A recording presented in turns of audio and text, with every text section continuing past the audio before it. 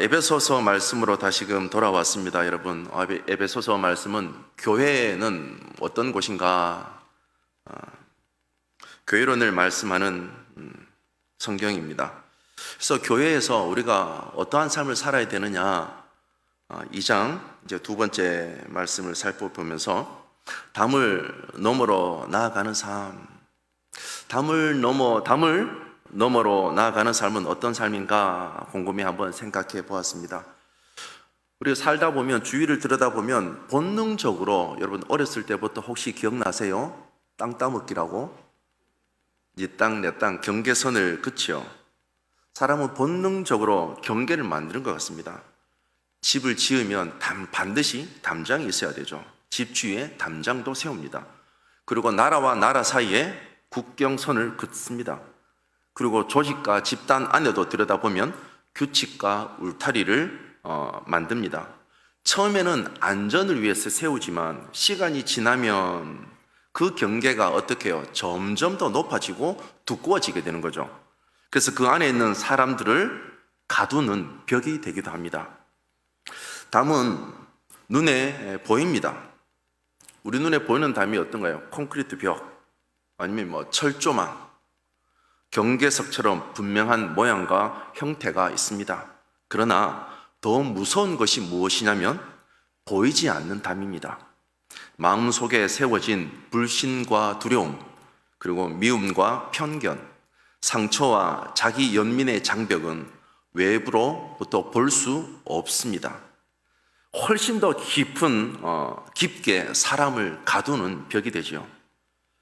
이 담은 관계를 끊어버리기도 하고 시야를 좁히며 하나님과의 교제마저 차단하게 됩니다. 에베소서 2장 14절은 바울은 말하죠. 우리 다시 한번 읽어볼까요? 2장 14절 말씀 시작.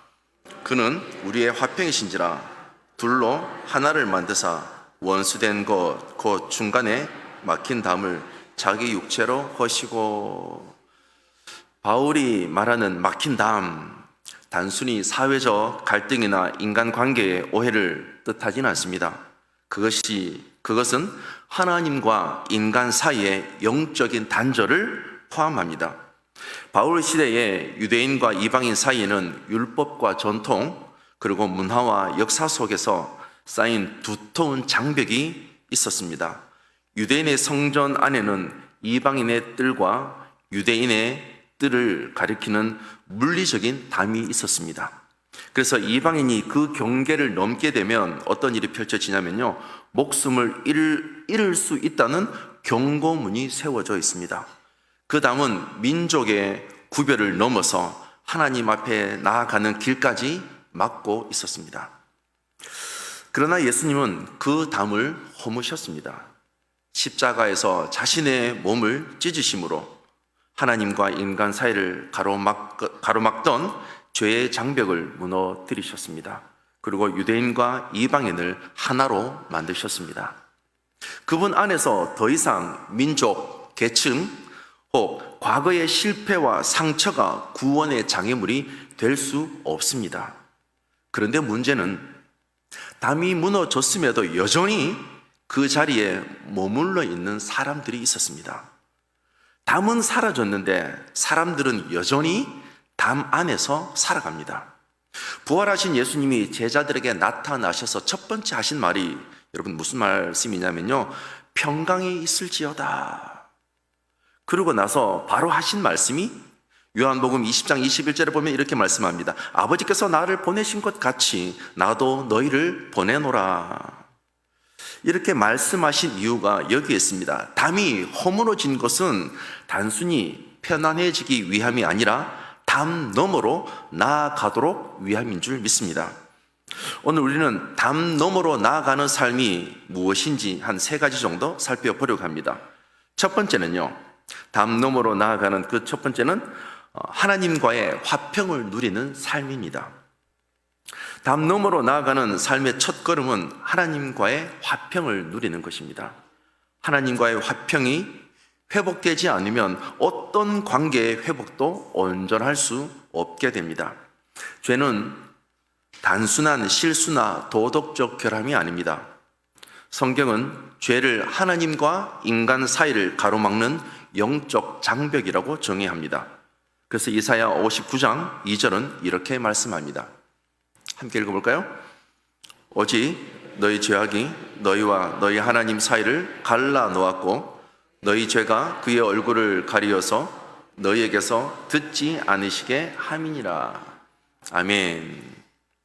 인간의 죄악은 하나님의 얼굴을 가리고 그분과의 교제를 차단합니다. 죄가 쌓이면 그것이 무엇이 되냐면 담이 되는 거죠. 작은 거짓말 하나, 사소한 이기심 하나도 하나님과 우리 사이의 담을 높이고 두껍게 만든다고 성경은 말씀하고 있습니다. 우리는 종종 그 담을 선행과 종교적 열심으로 이 담을 허물 수 있다고 착각합니다. 그러나 인간의 힘으로는 이 담을 무너뜨릴 수 없습니다. 그래서 바울은 로마서 5장 1절에서 이렇게 선언합니다. 한번 읽을까요? 그러므로 우리가 믿음으로 의롭다 하심을 받았으니 우리 주 예수 그리스도로 말미암아 하나님과 무엇을 누리자? 화평을 누리자. 아멘. 하나님과의 화평은 인간의 노력으로 얻어지는 것이 아니라 예수 그리스도의 그 십자가를 통해서 주어지는 것입니다. 히브리서 기자는 10장 19절 20절에서 또 이렇게 말씀합니다. 함께 볼까요?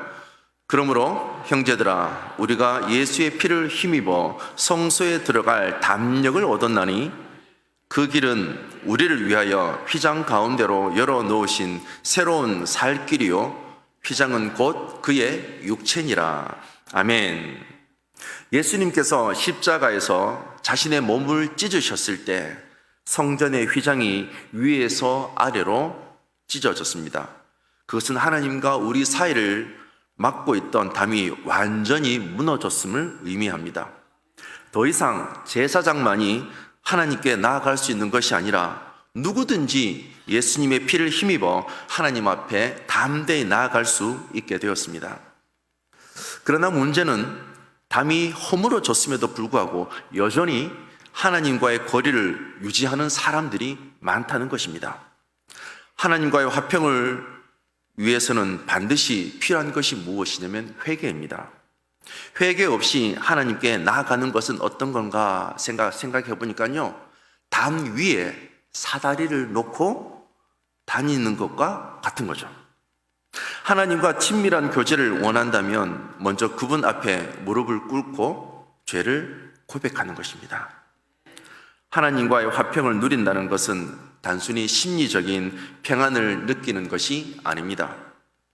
그것은 하나님과의 관계가 회복되어서 그분과 함께 걷는 삶을 말합니다.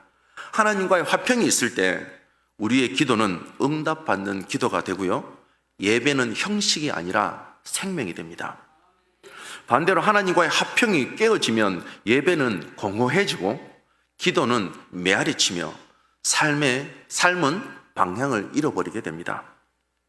그래서 우리가 하루를 시작할 때 혹은 마무리할 때 늘 마음을 살피고 내 마음속에 작은 죄까지도 주님 앞에 고백하는 거죠. 여러분, 죄를 쌓아두지 않길 주님의 이름으로 축복합니다. 나의 의로움으로 나아가는 것이 아니고 나의 공로가 아니고 무엇요? 오직 예수 그리스도의 피를 의지해서 하나님께 나아가는 것입니다. 우리의 자격으로 나아가는 것이 아니라 은혜로 나아가는 것이죠. 하나님과의 화평을 누리는 삶은 끊임없는 대화를 포함합니다. 말씀을 통해서 주의 음성을 듣고 기도로 우리의 마음을 올려드린 것 말입니다. 사랑하는 여러분, 하나님과의 화평이 회복될 때 우리의 모든 관계의 중심이 바로 잡힙니다. 담 너머의 길은 바로 하나님과의 화평에서 시작됩니다. 오늘 예수 그리스도의 십자가 앞에 나아가 모든 죄의 담이 허물어지고 하나님과 온전한 화평을 누릴 수 있는 은혜가 있길 주의 이름으로 축원합니다. 아멘. 두 번째요, 담 너머로 나아가는 삶은 이웃과 화해하는 삶입니다. 예수님께서 허무신 담은 하나님과 우리 사이에 죄의 담만이 아니라 그분은 사람과 사람 사이에 모든 장벽을 허무셨습니다. 그래서 에베소서 2장 14절은 이렇게 선언하죠. 그는 우리의 화평이신지라 둘로 하나를 만드사 원수된 것과 중간에 막힌 담을 자기 육체로 허시고. 바울 시대 유대인과 이방인 사이에 깊고 오래된 장벽이 있었습니다. 율법적인 그 문화, 그 장벽, 문화적인 장벽, 언어적인 장벽, 역사적인 갈등, 그 장벽은 어느 것보다 더욱더 견고하게 만들었습니다. 심지어 성전 안에도 들여다보면 이방인의 뜰과 유대인의 뜰을 가리키는 물리적 담이 있었습니다. 이방인이 넘으면 죽임을 당한다는 경고문이 붙어 있었습니다. 그러나 예수님은 십자가에서 그 담을 허무시고 유대인과 이방인을 한 몸 안에서 하나가 되게 하셨습니다. 이제 전혀 질적인 다른 사람이 된 거예요, 여러분. 그럼 오늘 우리의 현실에도 이런 담이 존재합니다. 어느 순간 들여다보면 피부색이 다르죠. 외국인들 우리나라에 들어왔을 때 가장 먼저 피부색이 다릅니다. 국적이 다르고 계층이 다르고, 어느 순간 더 들여다보면 학력이 다르고 세대가 다르고, 더 가까이 들여다보면 정치 성향이 다르고, 그리고 오랜 상처와 오해가 사람과 사람 사이에 보이지 않는 장벽을 세워두는 거죠. 심지어 교회 안에서도 신앙의 연륜에 따라서 사역 방식이 다르죠. 저 사람 저렇게 한다, 냅둬라. 안 그렇습니까? 사람과 사람 사이에 보이지 않는 장벽, 사역의 방식, 작은 의견 차이가 마음의 담을 만들기도 합니다. 예수님은 이런 담을 허물기 위해서 자기 자신을 낮추셨습니다. 요한복음 13장에서 예수님은 제자들의 발을 씻기시면서 이렇게 말씀하셨습니다. 내가 주와 또는 선생이 되어 너희 발을 씻었으니 너희도 서로 발을 씻어주는 것이 옳으니라. 발을 씻긴다는 것, 단순히 청소하는 그 행위가 아닙니다, 여러분. 그것은 섬김과 낮아짐, 그리고 화해의 상징입니다. 관계의 담은 말로만 허물어지지 않습니다. 반드시 행동이 따라야 합니다. 먼저 다가가야 하고 손을 내밀어야 합니다. 때로는 자존심을 내려놓아야 합니다. 행동이 뒤따르죠, 여러분. 예전에 제가 어렸을 때 많이 들은 농담이 생각이 납니다. 교회 다니는 사람 물에 빠지면 뭐만 뜬다 그랬어요? 저는 아무 말 안 했습니다, 여러분. 근데 10년, 20년이 지나고 새로운 버전이 나왔어요. 물에 빠지니까 이제 입도 안 뜬대요. 왜요? 물고기하고 얘기한다고. 말로 모든 것을 풀려고 하는 거죠. 근데 예수님은 마태복음 5장 23절, 24절에서 이렇게 말씀하셨습니다. 함께 읽어볼까요? 그러므로 예물을 제단에 드리다가 거기서 내 형제에게 원망 들을 만한 일이 것이 생기거든 예물을 제단 앞에 두고 먼저 가서 형제와 화목하고 그 후에 와서 예물을 드리라. 하나님은 관계가 깨어진 채로 드리는 예배보다 먼저 화해를 이루는 것을 원하셨습니다. 화해는 선택 사항이 여러분 아닙니다. 화해는 믿음의 필수 과제입니다. 우리의 삶 가운데 관계가 멀어진 사람, 오해가 있는 사람에게 먼저 연락하는 건 말입니다. 만나서 대화할 수 있길 주님 이름으로 축복합니다. 요즘 전화하기 딱 좋은 시절 아니겠습니까, 여러분? 더운데 어떻게 지내냐고 이 말만 하면 되잖아요. 건강하시냐고. 그리고 섬기는 거죠. 작은 친절과 배려가 마음의 담을 허물 수 있습니다. 그리고 감정이 따라오지 않아도 여러분, 우리는 용서를 선택해야 합니다. 의지적으로 용서를 선언하십시오. 용서는 상대를 위한 것 같지만 아닙니다, 여러분. 상대를 위한 것이기도 하지만 나 자신을 자유롭게 하는 길이기도 합니다. 그래서 차별 없는 시선을 가질 수 있길 주님의 이름으로 축복합니다.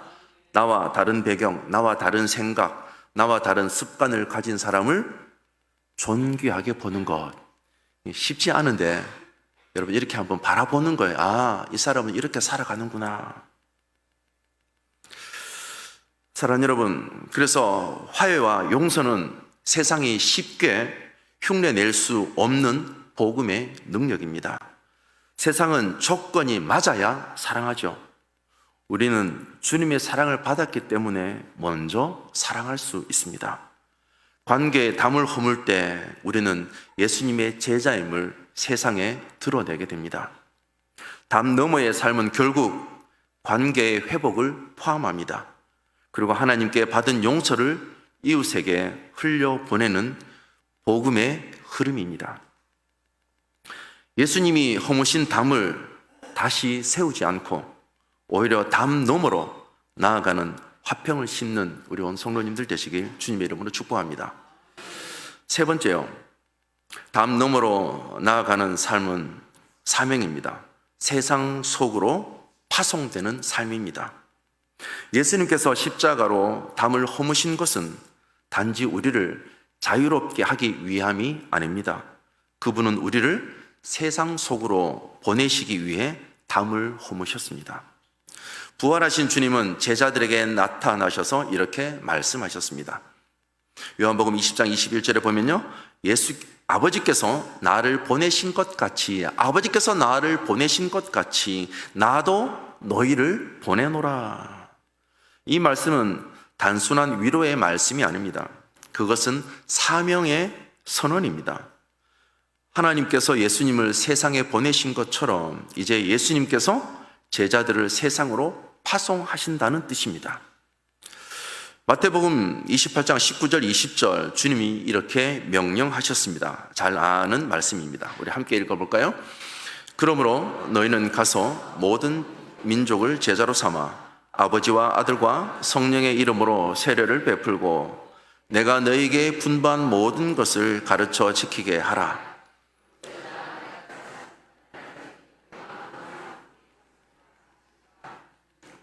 아멘. 아멘.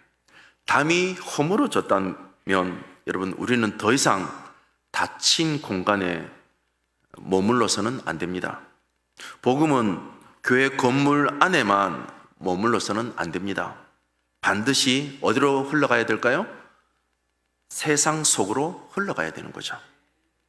초대교회 성도들은 복음을 예루살렘에서부터 시작해서 유대와 사마리아와 땅끝까지 전했습니다. 그들은 박해가 있었음에도 불구하고 담 너머로 나아갔습니다. 오늘날 우리의 담, 꼭 물리적인 벽이 아닙니다.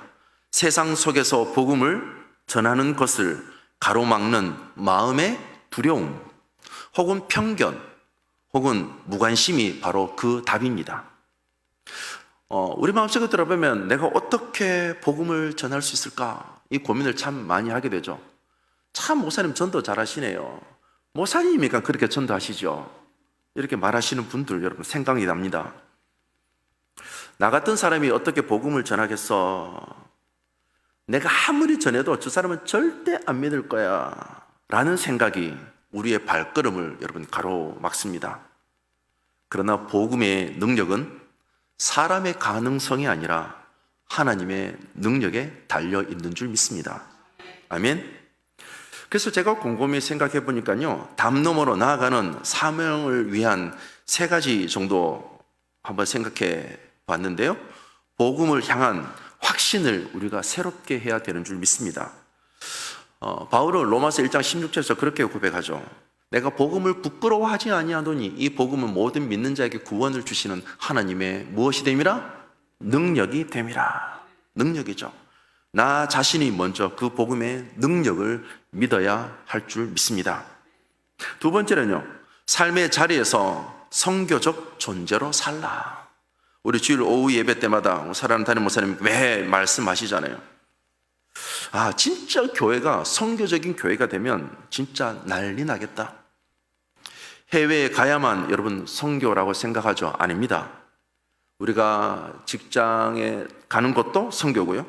학생들이 학교에 가는 것도 선교고요. 내가 머물러 있는 가정에서도 선교사로 살아갈 수 있습니다.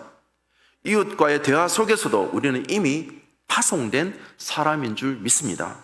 아멘. 우리 옆 사람 앞뒤 좌우 성도님께 물어 꼭 알려줍니다. 성도님이 선교사입니다. 내가 어떻게 선교사냐고요? 이렇게 도장을 찍으세요. 하나님이 파송하셨습니다. 이제는 우리 삶 가운데 여러분 선교사로 살아갈 수 있길 주님 이름으로 축복합니다. 살아가는 모든 삶 가운데 화평의 사신으로 서는 거죠. 바울은 고린도 후서 5장 17절에 그런 종 누구든지 그리스도 안에 있으면 새로운 피조물이라 이전 것은 지나갔으니 보라 새 것이 되었도다. 새 것이 된 걸로 끝난 게 아니고요, 새롭게 된 사람에게 하나님은 직분을 주셨어요. 화목하게 하는 직분을 주셨나니. 직분을 맡은 자, 우리는 하나님과 사람을 그리고 사람과 사람을 연결하는 다리입니다. 사랑하는 여러분, 담 너머로 나아가는 사명의 삶은 편하지 않을 수 있습니다. 때로는 거절 혹 비난을 받을 수도 있습니다. 외로움을 경험할 수도 있습니다. 그러나 그것이 바로 주님이 걸으신 길입니다.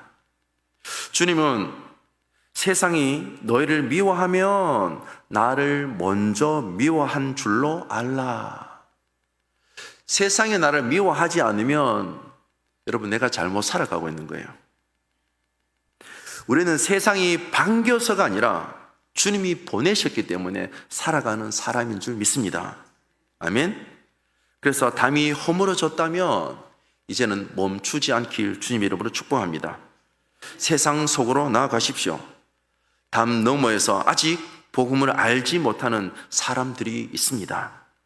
전반기가 지나고 하반기가 여러분 시작이 많이 되었습니다. 333 끝에 3 여러분 잘하고 계세요? 오늘 말씀이 그 말씀입니다. 담장 너머로 나아가는 것 말입니다. 어느 순간 새가족 신방을 하게 되면 꼭 성도님들이 그렇게 말씀하세요. 엘리베이터에서 우리 교회 권사님 만났는데 우리 교회 오시라고 이 한마디 듣고 부부가 우리 교회 등록하셨어요. 그런데 다 이 교회 저 교회 여러 교회 다녀보는데 어느 누가 우리 교회 오라고 말하는 사람이 그렇게 없더래요. 1개월, 2개월, 3개월 지나도. 제가 목사님과 신방하면서 들은 얘기예요, 여러분. 누군가가 다가와 주기를 기다리는 거죠. 누군가가 나에게 와서 우리 교회 오라고 말 한마디만 해주면 될 텐데 그 한마디 못하는 거죠, 여러분. 하나님의 사랑을 전해주기를 기다리고 있는 거죠. 예수님은 오늘도 저와 여러분을 부르시는 줄 믿습니다. 아버지께서 나를 보내신 것 같이 나도 너희를 보내노라. 여러분 운동한답시고 운동 열심히 하는데 계단 혹시 오르세요? 오늘부터 엘리베이터 타십시오. 만나는 사람들마다 은혜의 교회로 오세요 이렇게 인사할 수 있길 주님 여러분을 축복합니다. 지나가는 사람마다 잠시 머물러 눈빛을 주고받는 사람은 안녕하세요 은혜의 교회에서 왔습니다. 혹시 교회 찾으세요? 은혜의 교회로 오세요. 저도 전도하면 안 올 줄 알았거든요. 그런데 여러분 듣고 오더라고요. 무슬림 신자도 교회에 오더라고요. 여러분 이제는 만나는 모든 사람들마다 우리 교회로 오라고 말할 수 있는 주님의 증인 되시길 주님 이름으로 축복합니다. 아멘. 사랑하는 여러분, 담 너머로 나아가는 삶, 이것은 예수님을 우리의 화평이라고 부릅니다. 바울은 그분은 원수된 것, 곧 중간에 막힌 담을 자신의 몸으로 허무셨습니다. 담이 허물어졌다는 것은 단순히 장벽이 사라졌다는 의미를 넘어서 이제 우리가 새로운 길로 나아갈 수 있는 길이 열렸다는 뜻입니다. 오늘 우리는 담 너머로 나아가는 세 가지 삶을 한번 살펴보았습니다. 첫 번째가 하나님과의 화평을 누리는 삶입니다. 십자가로 허물어진 죄의 담에서 우리는 회개와 믿음으로 하나님과 친밀한 교제를 회복해야 합니다. 두 번째로 이웃과 화해하는 삶입니다. 예수님이 우리에게 보여주신 섬김과 용서를 따라서 관계 속에 담을 허물고 화평을 심어야 합니다.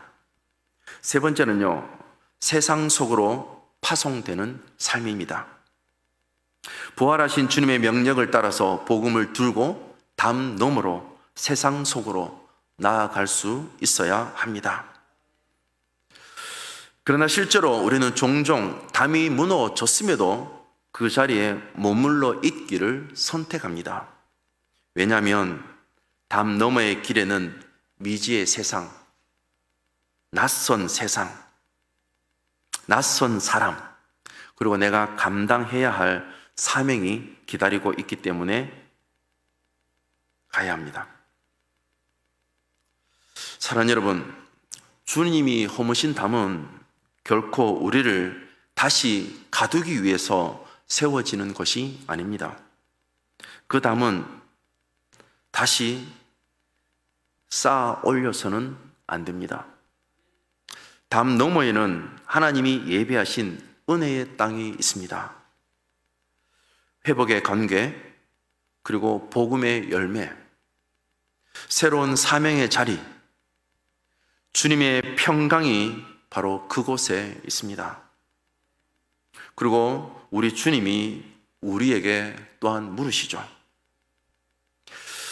내가 너를 위해 담을 허물었는데 너는 담 너머로 나아갈 수 있겠느냐? 너는 담 너머로 나아갈 수 있겠느냐? 사랑하는 여러분, 이제 우리는 자리에서 일어나서 담 너머로 나아가야 합니다. 담 안에 머무르지 말고 담 너머로 나아갈 수 있길 주님의 이름으로 축복합니다. 담 너머로 나아가서 하나님과 화평을 누리고 이웃과 화해하며 세상 속으로 복음을 들고 들어갑시다.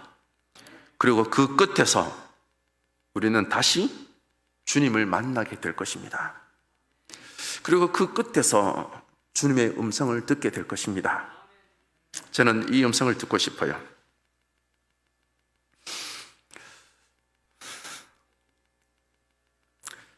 잘하였도다 착하고 충성된 종아. 사랑하는 여러분, 담 넘어서 살아가는 저와 여러분의 삶 가운데서 우리 주님이 저와 여러분을 만날 때 이러한 음성 들을 수 있길 주의 이름으로 축원합니다.